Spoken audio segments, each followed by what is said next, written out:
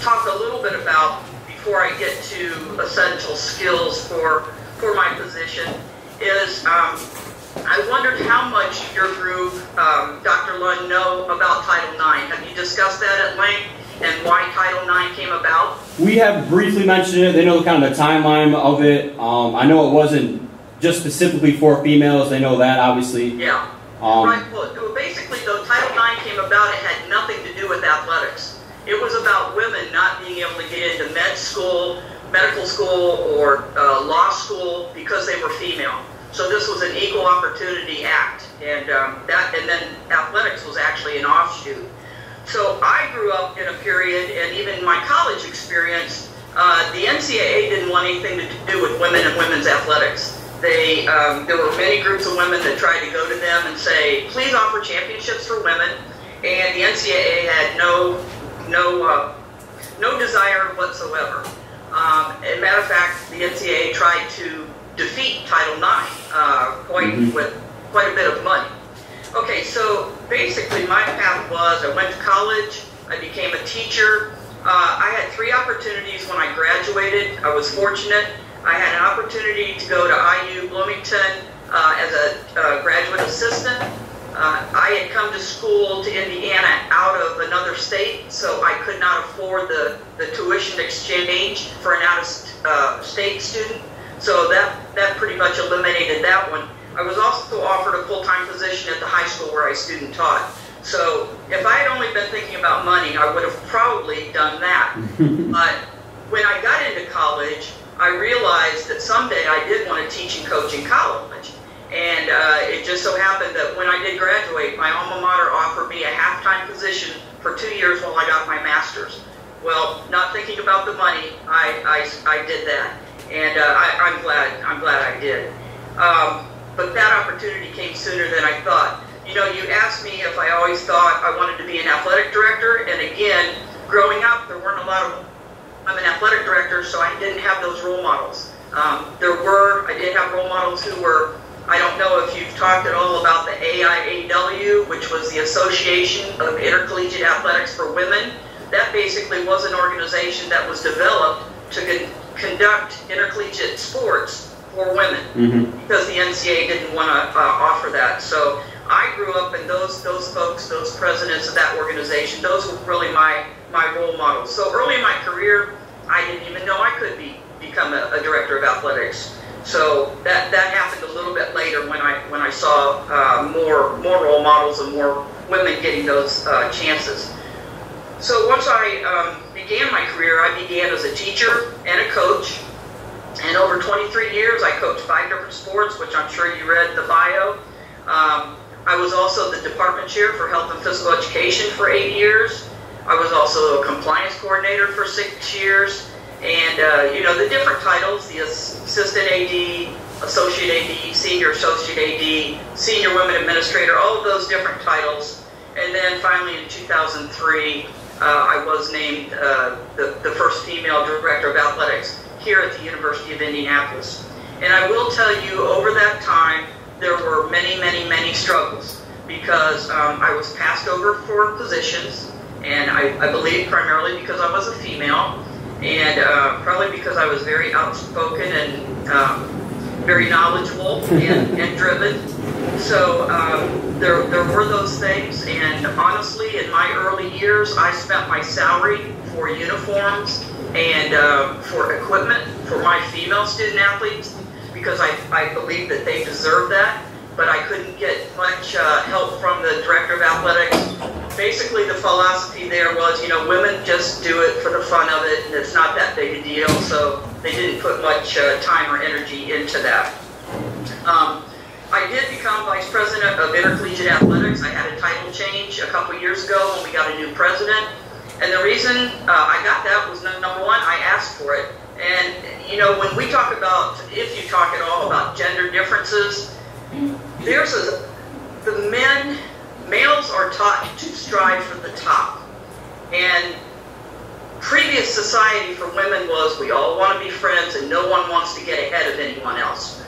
And so it's a very different culture.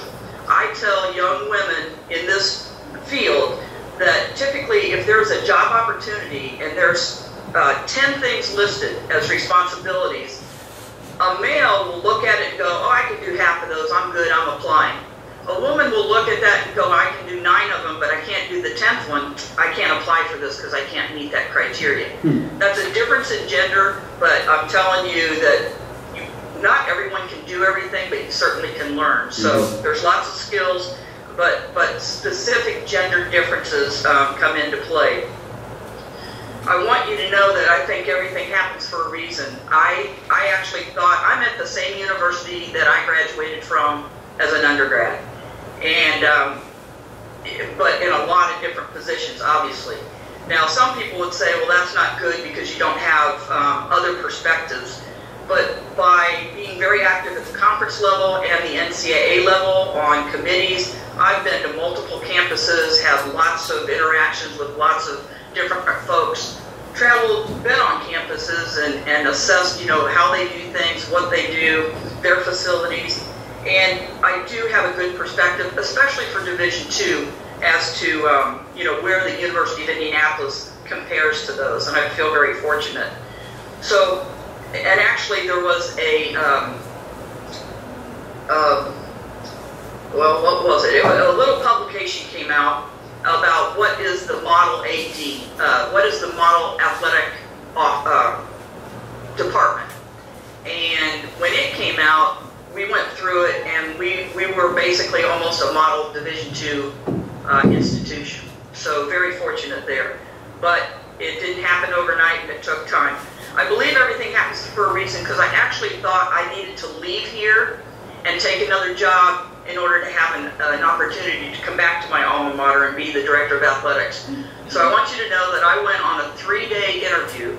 It was from 7 in the morning till 10 at night, 3 days on a campus, met everyone, talked to everyone, felt pretty good about it. There were going to be some challenges, but I thought, you know, this wouldn't be a bad place to get my first AD position. And the president actually drove me back to the airport after that meeting, and I felt pretty good about it and had good interaction with the student athletes and with the coaches. And the president said to me, Sue, you'll be an AD someday. And I thought, wow, okay, so I'm not getting this position. Everything happens for a reason. The president wanted to hire somebody to basically get rid of their men's basketball coach. I'm glad I wasn't the scapegoat. Yeah. Because what they did is they hired somebody. That person came in. The coach had a violation. The president said, well, you've got to fire him. So the AD, the new AD, fires this coach. The alumni go crazy. So not only the coach goes, but then the AD goes. Okay, everything happens for a reason. Thank you, Lord. Glad I didn't get that position. Okay, so sometimes it's a blessing when you don't get things that you really would like to have. You know, I talk a lot to young people and even people early in their careers about fit.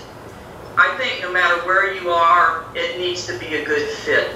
And so I'm going to get into what I think the essential skills in this industry, what you need. And this is according to Sue Willey. So I want to be a VIP. And you might say, well, you're awfully vain. VIP, very important person. No, VIP for me stands for, the V is for vision. And your vision comes from your philosophy. You need to understand who you are morally, ethically, and I have a very strong sense of where I think athletics fits in a higher education setting. And I want to give you a little story. I was on a panel at the NCAA. Being in Indianapolis, I get asked to do everything because I'm cheap. It doesn't cost much to get downtown. But I was asked to be on a panel of ADs. And the other ADs I was there with, actually one was a senior associate AD, was from Notre Dame. And then it was the previous, well, two previous, I think, ADs. It was Andy Geiger from Ohio State. And then it was Sue Willey from the University of Indianapolis. And we were presenting to a group of interns from all over the country. And, you know, the vast majority of those folks were probably from Division I conferences and institutions because they had a lot more interns. So anyway, we went through, and it wasn't, women went first. So the young man from Notre Dame spoke, And then Andy Geiger talked about then, this was probably 10 years ago, his $85 million budget, and went on about, you know, what they do and so forth. And I think Ohio State now is like $140 million budget. Yeah. UND, when I started speaking, I said, I want to talk to you about a different philosophy of athletics in a higher education setting. And I simply said, I firmly believe that the first time a college coach was paid more than a college president, we were headed down a slippery slope. And we are there. And there's no going back. But I think at least in D2 and D3 we have it right, because I can't foresee any coach making more than the college president. To me, when you've got big time coaches and they're making millions, to me, and we've seen situations where this has happened, it's like the tail wagging the dog. So I just make sure that my job and my vision is, excuse me, is to improve the situations for the coaches and for the student-athlete experience. I mean, bottom line is, that's what we're all in this game for, is to improve the student-athlete experience. If that's not why we're in the game, then we shouldn't be here. But, you know, when I took over as AD, we had a lot of part-time head coaches. I didn't feel like that was a good experience for the student-athletes. So I've moved, I mean, all of our head coaches are full-time. So it's things like that to make improvements that also improves the life for the student-athletes. All right, so vision. I've got to be a visionary. I've got to think about where we want to go. And I will tell you, I worked for an AD, probably the same one, it was the same one when I was using my salary for equipment and uniforms. But when we were coaches under his regime, our motto was, and this is really crazy if you think about it in athletics, our motto as coaches was, we strive for mediocrity. Can you imagine that? We strive for mediocrity. Because he would always tell us that, you know, our budgets are right in the middle of the conference, our scholarships are right in the middle of the conference. I don't know about you guys as supervisors, as future ADs, as future administrators. I don't want to be in the middle. I want to strive for the top. And so we're gonna make improvements. But so vision is the first thing that I think is very important of leadership. Integrity is huge, and if we look at some of the things that have happened in athletics, you know, I believe firmly in leading by example. Now, I've found that over the years, we cannot assume people know right and wrong. It's going to be very clear in my expectations of our administrators, of any of our staff, of our coaches, and even our student athletes. And how do you do that? I personally meet with every team before they compete. And I talk about what Sue Willey expects of them as a student athlete. I would do the same with you guys. What are my expectations? How can I expect you to do certain things if I'm not clear in those expectations? So I'm very upfront. I let people know. And I go even to the point where I talk about language. And I talk about language with our coaches, with our student athletes, because the sports industry seems to think that good language and good communication skills go out the window and we go for all the vulgar language we can use. If this was not in a higher education setting, if this was professional sports, I don't care. That's fine if you want to do that there. But we are in a higher education setting. So if I have a coach that's every other word is the F word, that's a problem for me.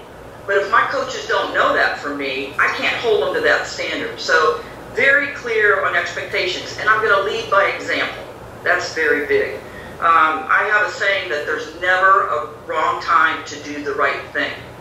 I have to share this with you because this really blew me away. I was teaching a class of young people like you, and we were discussing a moral or ethical dilemma in athletics. And I finally had one young man, he said, "Dr. Willey, you are missing the boat. Ethics in sport are different than ethics in life." And I said, "Excuse me, repeat that? Ethics in sport are different than ethics in life." And he said, "I will lie, steal, cheat, I will do whatever it takes to win. But I won't do that in real life." And I'm thinking, yes, you will. Okay? But that whole context, and we see it every day. If you made an error in a game, and an official asked you, "Did you drop the ball?" Let's say you were tagging somebody at second base, and an umpire asked you, "Did you drop the ball?" And you had dropped the ball. Well, first off, the class went nuts because they said, "The umpire can't ask. The umpire can't ask." I say, get past that fact. Would you tell the truth that you dropped the ball, or are you going to lie? Well, then it gets to, a lot of different, that's a dilemma. What does your coach expect you to do? What do your teammates expect you to do? And then they're asking me, is it just any game or is it the conference championship? All right? So, but those things, there's so many good qualities about athletics, but unfortunately from society on down, it's all about winning. There used to be a saying, and maybe none of you young folks know it, but it doesn't matter if you win or lose, it's how you play the game. That is out the window, because it doesn't matter how you play the game as long as you win. And that puts different pressures and different feelings on how it's handled. And we'll talk a little bit more about that. But I believe that I need to back up what I say by what I do. A lot of people have a lot of talk, but they don't live it. And they, we say, words are cheap, actions speak loudly. So the integrity, we talk a lot in our conference about sportsmanship. I'm sure you do in the Lone Star. And I don't know, do you do a sportsmanship statement before some of your contests? Does the Lone Star do that? Yeah, they usually do some kind of PA. Okay. It's funny, we do that, but it's almost like lip service. Yep. Yep. And so I always tell all the other ADs in the conference that if any of my coaches really are acting out of line, I know I'm around, but if they're on the road and they're acting out of line, I want to hear about it. I want to know about it. Well, we had a coach from another school come, and he was unbelievably just ridiculous. So I called that AD and I said, "Dave, I just think you need to know that your soccer coach," and I went through, all that had gone on and whatever, and I just said, if my coach did that at your place, I'd sure want to know so I can take care of it. And his response to me was, "Well, I appreciate it, Sue, but I got to keep my coach happy. I got to keep my coach happy. He doesn't want that coach to leave. He's successful, but his behavior is no longer accountable. Mm-hmm. He's got to keep his coach happy." And I said, "Well, I'll be darned, Dave, because at UND, my coaches better keep Sue Willey happy."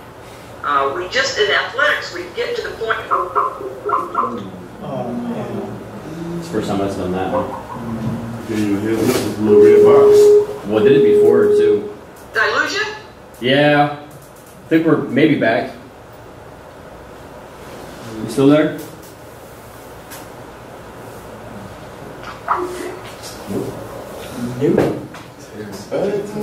Class adjourned. No. She was in the zone. I know.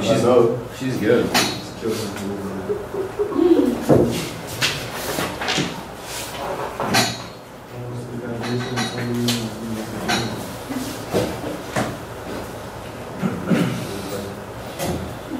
Yeah.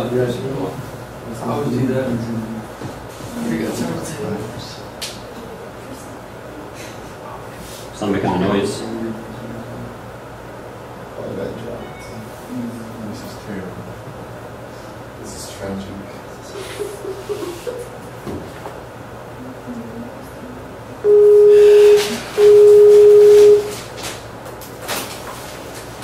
Sorry, what happened? It's probably on our end. It's probably on our end. Sometimes we have internet issues in here, so we're back, though. Sorry, you're in the zone too. Oh yeah, it's about our football team will come to our volleyball games and hello, you there? Yep, we're here. Okay, all right, sorry, I lost you. Yep. And we try to teach our student athletes to cheer up our team, not be demeaning or get down on another team.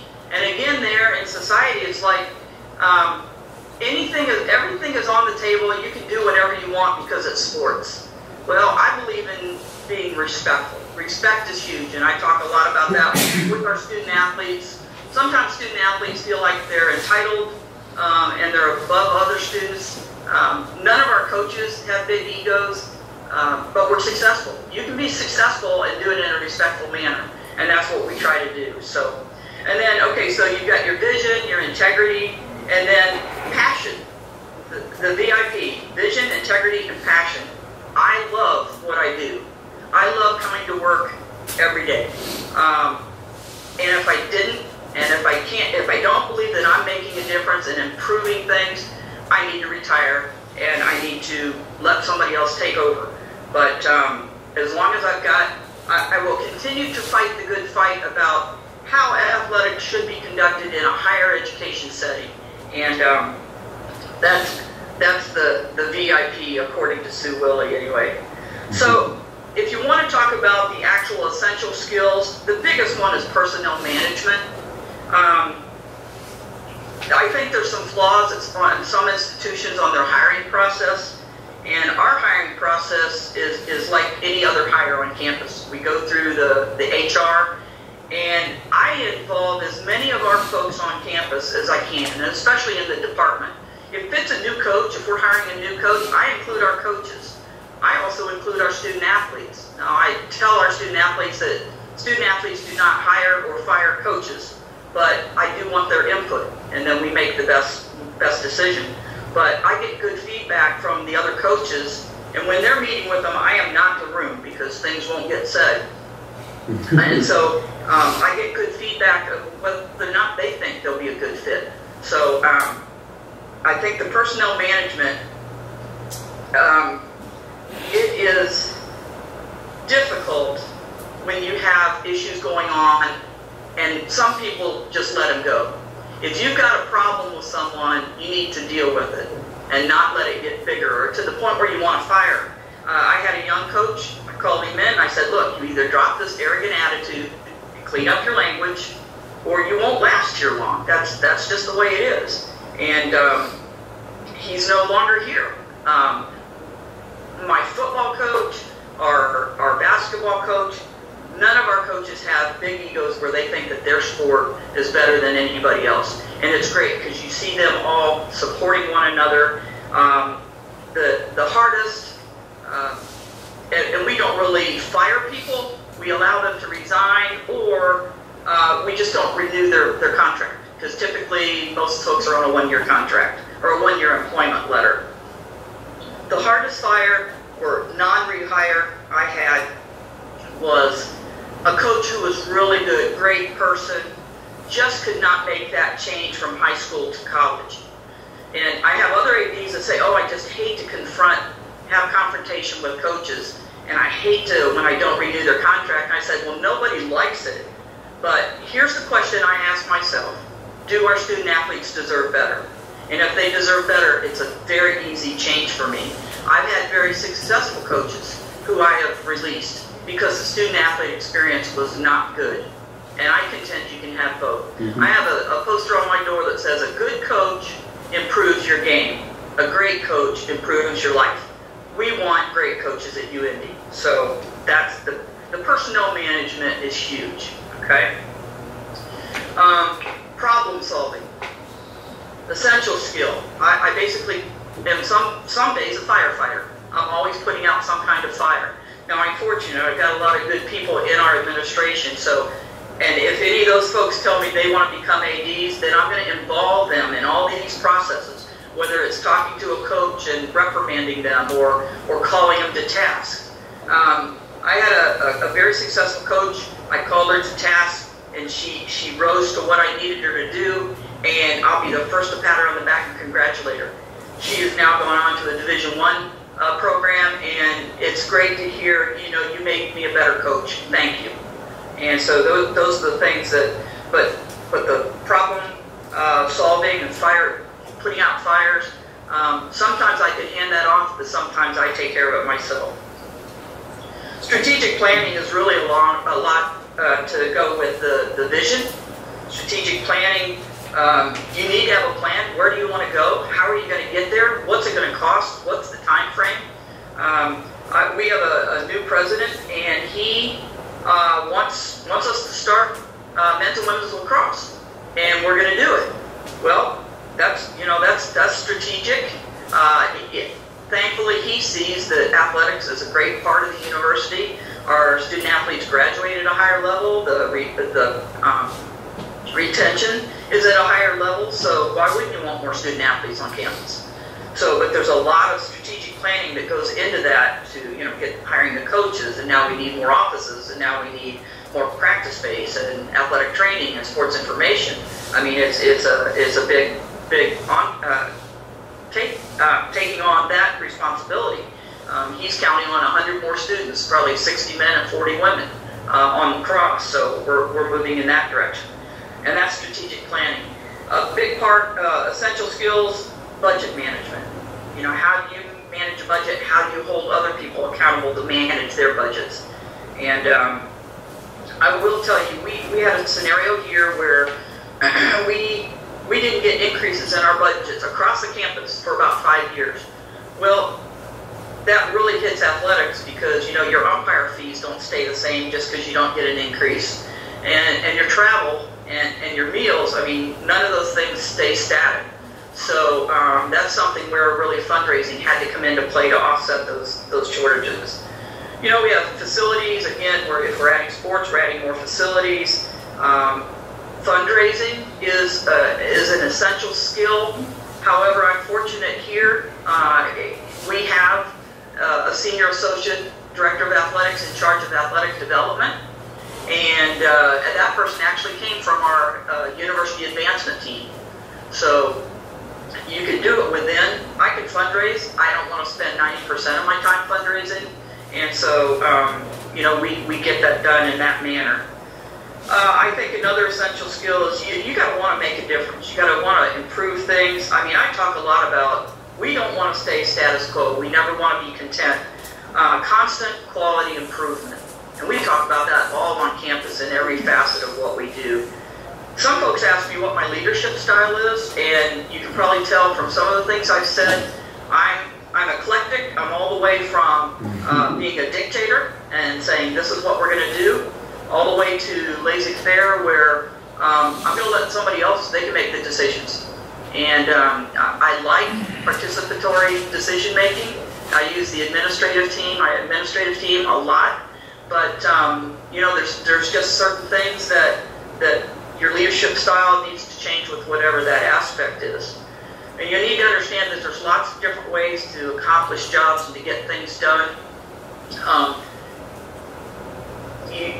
You really need to play to your strengths and work on weaknesses, as we do in anything. So lots of skills. You may not be good at everything. My main thing when I go back to personnel management is I want good, strong people around me. And I don't want yes men and yes women around me. I want people to challenge if I'm saying things or I will throw something out. I want them to give honest feedback and to have, we're all in this together. So it needs to be a group effort. So, Dr. Lund, that's pretty much what I would say kind of from my career path and the essential skills, and I can start in the NCAA stuff, or do you want to have any questions about any of that so far? One real brief question I was going to ask is the culture aspect. Obviously, it sounds like you guys have a great culture there, and a lot of people kind of misinterpret what is a good culture, and you can get into that, but you've been there as an athletic director for 10 years now, and you've been at the university for over 30 years. Has the culture always been like that, or is this something that you kind of weaved in your values and your vision and your mission? Yes, this has not always been the culture. We have had coaches before that had pretty big egos and thought they weren't, the rules applied to everyone but them. And you see this in athletics. That's what I talked about. You have a big time coach, and it happens probably more so in the D1s, but big time coaches, and they aren't held accountable if they're successful. Our culture is, you're going to be held accountable. You're always going to be given an opportunity. If there's something that I don't like, we're going to talk, and we'll discuss, and maybe the coach gives me a good rationale for why they do something, and I might change my mind, but we'll talk about it, we'll work it out, and then we'll go away from it and see if things need to change, or I'm good with whatever they've come with. The idea, I did some things right away. When I became AD, well, I will be honest, in the first probably 5 years, 4 years, I was known as the Terminator. Rule number one, when you take a new job or new position, get the right people on the bus, get the wrong people off. And so, you know, you can't do it overnight, but over time. And another thing I did right when I took over is we used to only charge admission for basketball and football. I think that sends the wrong message to our student athletes. That says I don't value our volleyball players or our tennis players or whatever as much as football and basketball. And it's not about the money. It's not about revenue or income. It's about the message we send. So we charge for swimming. We charge for volleyball. We charge for soccers. And it's just saying, yes, we value all student athletes. And I think it was probably involving coaches in the hiring process. It was involving our student athletes in the process. But we've had so many people come and they go, this is just phenomenal. Because most people are coming from athletic departments that tend to be very siloed. I care about my sport, I care about my student athletes, and that's all I care about. And we talk about this is a family, we're all in it together, we all want to move in the same direction, we all want to be successful.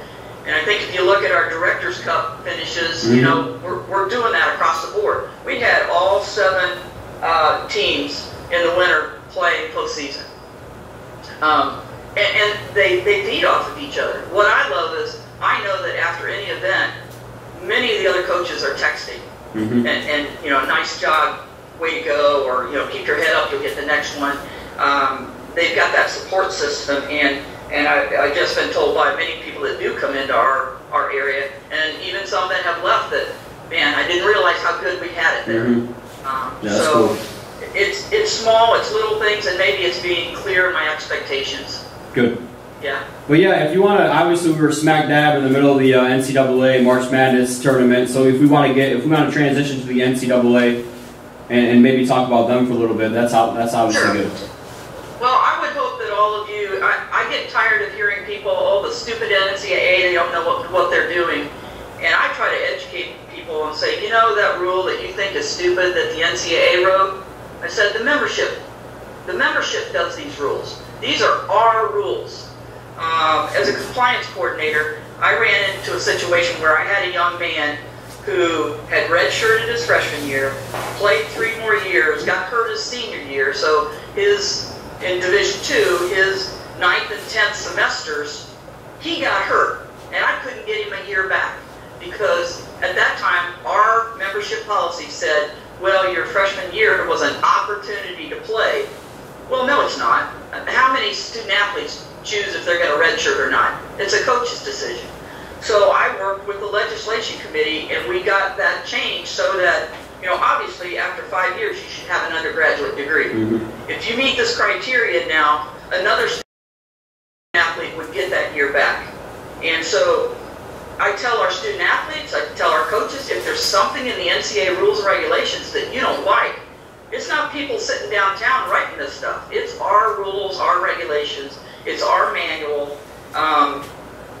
And that group downtown, all they do is enforce what we put in place.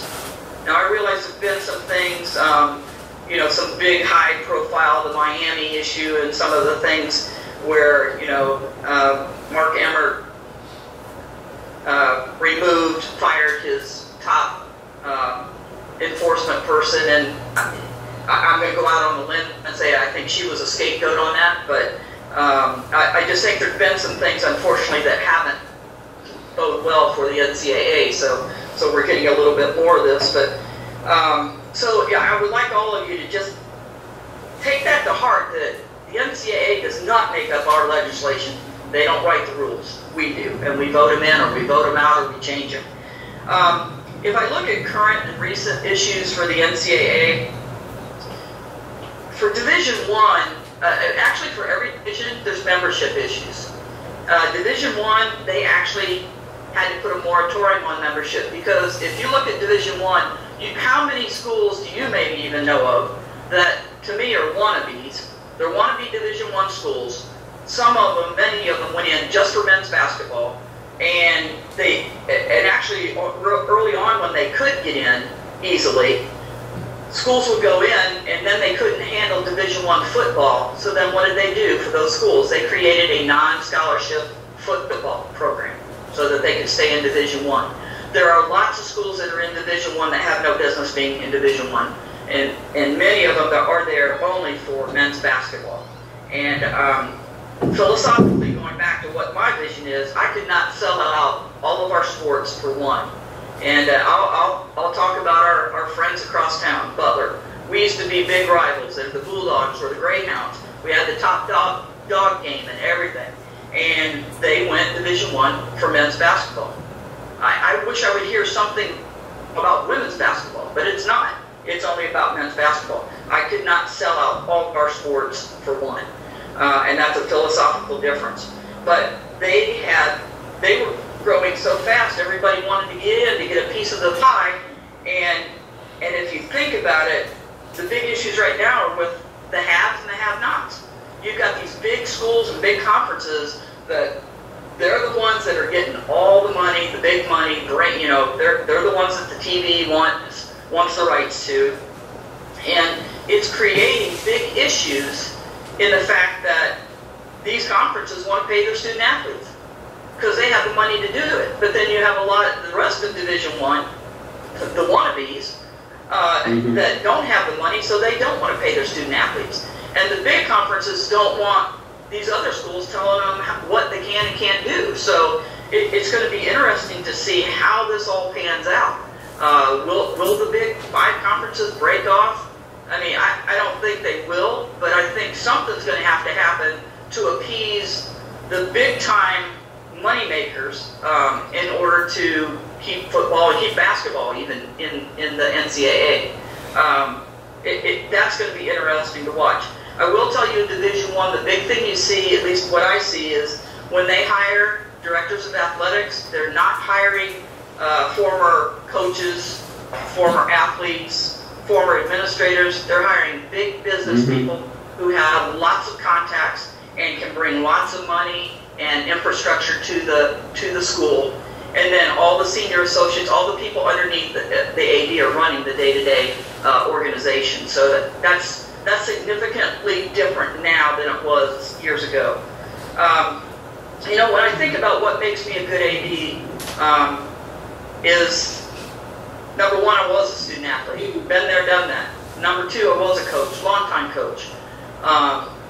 And then being an administrator, I've seen it from all sides. And being a compliance coordinator makes me probably a more effective AD because I know the compliance. The first time I had somebody come in and bring me papers, because the new compliance coordinator I hired, she had these papers, and she goes, "Will you sign these?" I said, "Yes, but where's the other stuff I want to look at to see if this, I'm putting my name on this."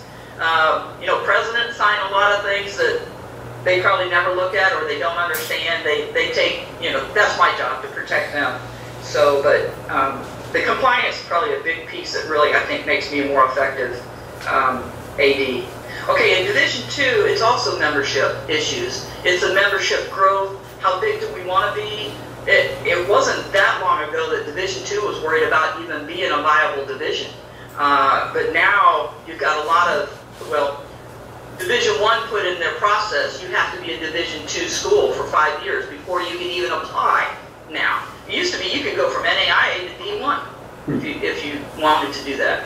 So we've got to be very careful. We have some schools coming from Division III and some from the NAIA that want to be Division II, whether or not it's just a stepping stone or whatever. But we only get so much money. So how big do you get that now we end up reducing the number of championship opportunities for our student athletes, or reduce the amount of conference grant money that we get, because now we're going to have more conferences or more schools. So I really think in Division II, the other thing in Division II right now that's going on currently is you probably in another 2 years the I chose Division II is probably going to go away. Some people don't really like it. I love it because we do have a lot of people that I choose to be in Division II. It's the best fit for me. But I think you're going to see a new tagline of some sort in the future, so we're looking at that. And I went through a process with Division II there was a long time when we said, well, we defined Division II by saying, well, we're not 1 and we're not 3. Yeah. And so, you know, we tried to say, well, who are we really? Well, we're partial scholarships. We're people who may even work jobs and play and you know, academics and so forth. So it was really an identity of who we are and not who we are not.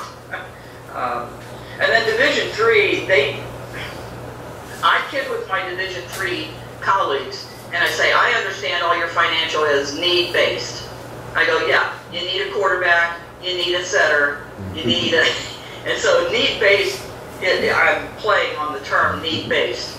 But I think if you look around at D3s, you see some schools that you're going, they're very good, they have large endowments, and so they call them leadership grants or whatever, but I'm telling you, you might as well call it a scholarship, because that's basically what it is. However, they did a study, and however they hide it or whatever, but they have so many members that there was some discussion about them breaking into 2 divisions. So membership will always be an issue.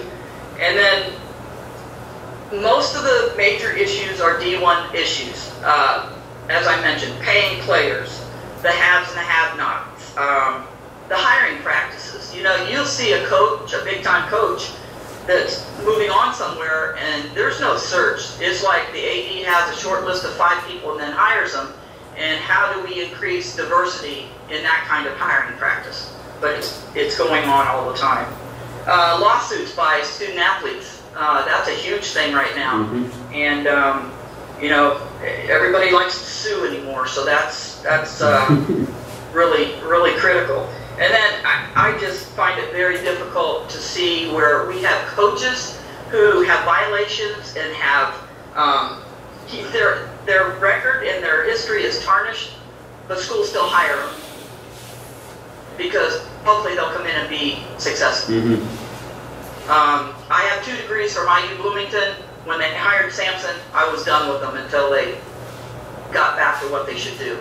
So, you know, you're just bringing in, you're just asking for trouble, basically. So, I know this class is over in a few minutes. Yeah, we got a couple minutes here.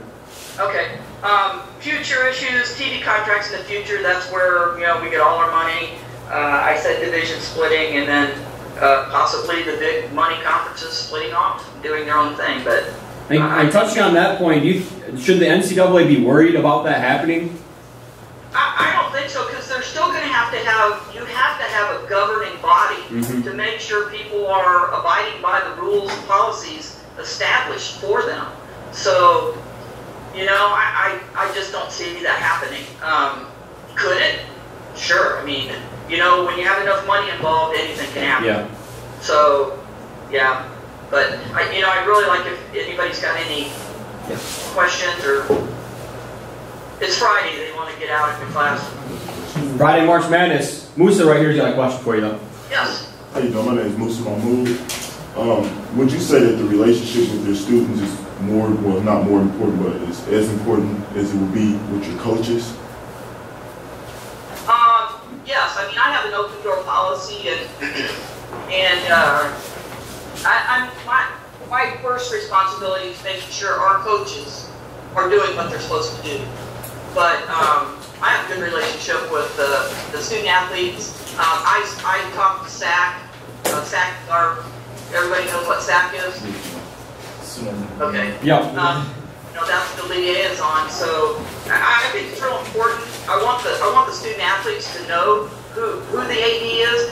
I mean, on many campuses, if you have a lot of student athletes, I've had people not know, they couldn't even point out their AD. And I think that's pretty sad. Yeah. So it's, you know, it's equal. My main purpose for what I do is the student athlete experience. But the coaches have the immediate impact on that, so I'm going to deal with them probably on a more day-to-day basis. Well, I think that's... Excuse me, I travel on the bus with basketball. I mean, I'm doing the same thing some of the student athletes are doing. And an 8-hour bus ride with the men's and women's basketball team. So yeah. Yeah, they know I know what they're doing. Steve Fisher actually had a comment after last night's game about New Mexico New Mexico State after they lost, and how the NCAA wouldn't charter them, and there was a big thing. But yeah, it's just interesting because more and more, public figures, even coaches, are speaking out about the NCAA. So that's why, it's an interesting time right now. It is. I think the leadership is a little shaky right now. I think some decisions that were made call into question his ability to lead. Mm-hmm. And I'm going out on a limb saying that, but personally, from what I'm seeing, just like you said, I think there's some things that I think he struck too quickly on some things without really doing due diligence, and I think it's bitten him in the backside, mm-hmm. to be quite honest. Yeah. There's a lot of good people at the NCAA though, and it's a thankless job because when you do those selection shows, those people in championships, believe it or not, they get death threats. They get calls. I mean, it's that serious. Yeah. Which is just, this is sport. Mm-hmm. Society has lost all perspective, which is scary in itself. Yeah, well, that's the cool thing about sports is everybody's so passionate about it, but then you always have that group that crosses the line. So yeah, well, when our coaches are devastated when they lose, I mean, the bottom line is it's just a game. Yeah. It's not life and death, and I try to put it in perspective. A parent dies, that's stuff to be, really upset about. But exactly. It's college athletics. I think we put too much on it, and then when something goes awry, then it's like catastrophe. Mm-hmm. So that's just my perspective. No, I understand. I agree. And now you have all the talk show radios and, everything that goes into that. So. Oh, yeah. Yeah, and, they get on the bandwagon. So there's a lot of good people at the NCAA that are doing their jobs and working hard. And I just used to say, when they used to talk about life-work balance, there never was any at the NCAA because those people were 24/7. I got you. So well, good. Well, we all are in athletics. Yeah, I understand that. I know Scott Gines here and his crew do a really good job. So exactly. And I appreciate him reaching out to you for this, and this is absolutely wonderful. So we appreciate it. Sure, my pleasure. Well, I hope it hasn't been too boring. No, this was, to be honest, this was my favorite. I mean, so we appreciate it. Okay, great. Okay. Well, anytime. Happy weekend to you. Thank you. Yeah, headed to a baseball game. Okay, have fun. All right. We'll see ya. Take care. You are dismissed. I like